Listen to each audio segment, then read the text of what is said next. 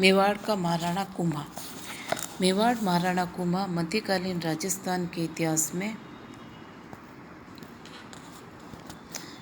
महत्वपूर्ण स्थान रखते हैं। कुंभा का समय 1433 से 1468 ईस्वी का रहा था। मेवाड़ महाराणा कुंभा मेवाड़ के महाराणा मोकल और उनकी परमा रानी सौभाग्य देवी के पुत्र थे। जिस वक्त गुजरात के सुल्तान अहमद शाह ने मेवाड़ पर आक्रमण कर डूंगरपुर, केलवाड़ा और तेलवाड़ा के क्षेत्रों को लूटा, महाराणा मोकल उनका सामना करने के लिए रवाना हुए और उन्होंने जीजलवाड़ा में अपना पड़ाव डाला। उस वक्त कुंभा के दो चाचा और मीरा ने मोकल की हत्या कर दी। मोकल की हत्या के समय मोकल का ज्येष्ठ पुत्र कुंभा शिविर में उपस्थित था, अतः चाचा ने उसकी भी हत्या करने की कोशिश की, किंतु वह किसी प्रकार बच गए।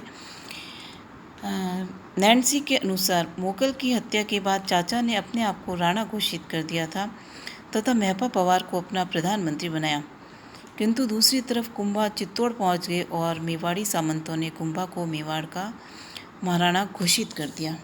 कुंभा की जानकारी के स्रोत। महाराणा कुंभा ने मेवाड़ पर 1433 ईस्वी से 1468 ईस्वी तक लगभग 36 वर्षों तक शासन किया था। कुंभा के शासनकाल की जानकारी हमें विविध स्रोतों से प्राप्त होती है। कुंभा के बारे में किसी न किसी प्रकार की जानकारी देने वाले अब तक लगभग 60 शिलालेख प्राप्त हो चुके हैं, जिनमें प्रमुख है उदयपुर के निकट एकलिंग मंदिर से प्राप्त एकलिंग महात्म्य, जो 2 भागों में है। प्रथम भाग जो राज वर्णन के नाम से जाना जाता है, जिसे स्वयं कुंभा का लिखा हुआ माना जाता है, और दूसरा भाग कुंभा के निर्देशन में लिखा गया था।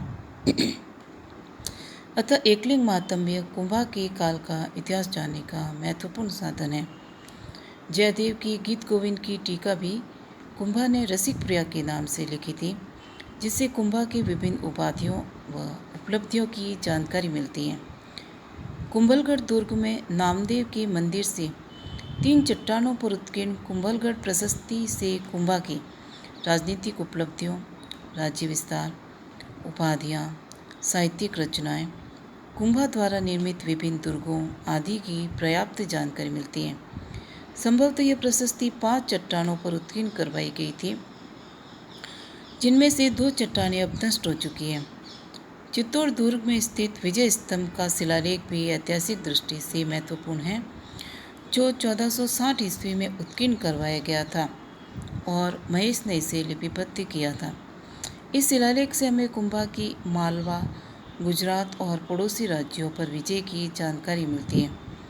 कुंभा के समय में मेवाड़ी सामंतों की स्थिति तथा कुंभा की सांस्कृतिक उपलब्धियों की जानकारी प्राप्त करने के लिए भी यह शिलालेख अत्यंत महत्वपूर्ण है, किंतु इन सभी स्रोतों का उपयोग बड़ी सावधानी से करना आवश्यक है, क्योंकि ये सभी स्रोत प्रशस्ति वाचक होने से इनका वर्णन अतिशयोक्तिपूर्ण है।